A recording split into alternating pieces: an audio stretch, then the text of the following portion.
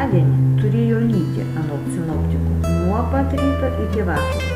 Sinoptikai kaip visuomet sumaišė dienas ir mes to pasinaudojame.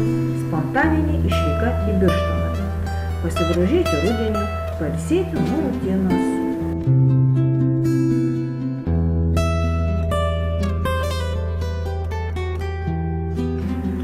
Birštonas toks pat kaip ir prieš 3 metus, tik gėlių daugiau ir spalvų daugiau.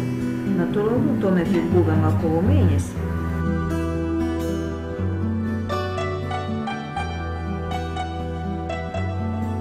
Tik atvažiavus būtinai reikia pasistiprinti.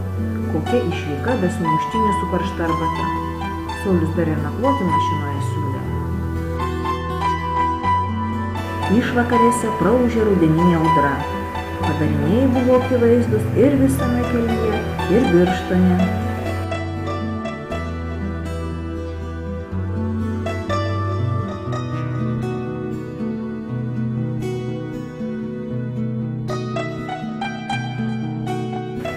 Svarbiausia nepasiklysti ir planingai, nesiblaškant, apžiūrėti miestą ir jo įžymybes.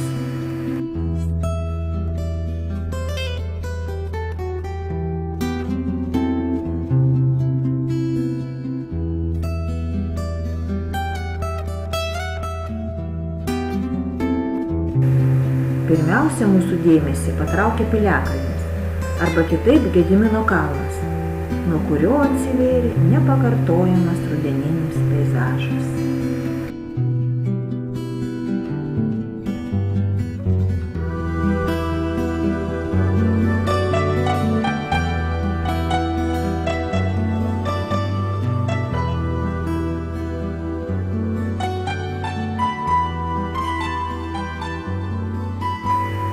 Gražu ar ne? Čia ta diena, kai turėjo Vabrožvaisčių lyti.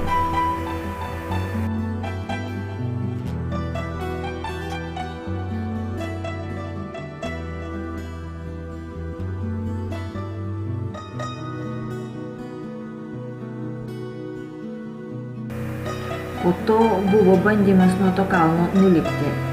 Geriau aš nerodysiu. Senas mielas Gediminas ir Nemunas.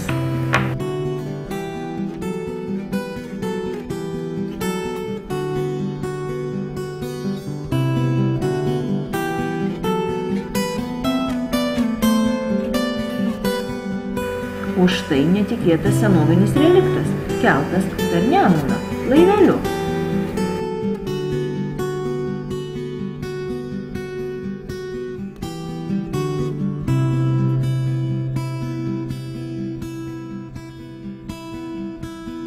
Tądien buvo kažkokia baidarininkų šventė, irgi linksma.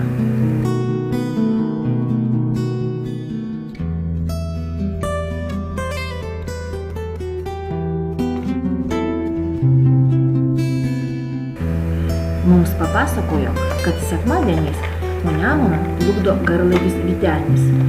Deja, buvo šeštadienis.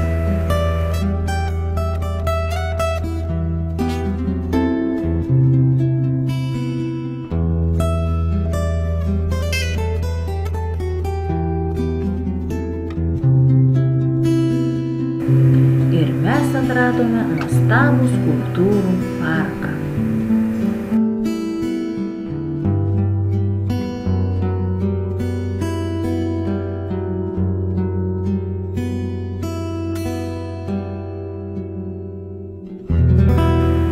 O po to visgi pradėjo lyti.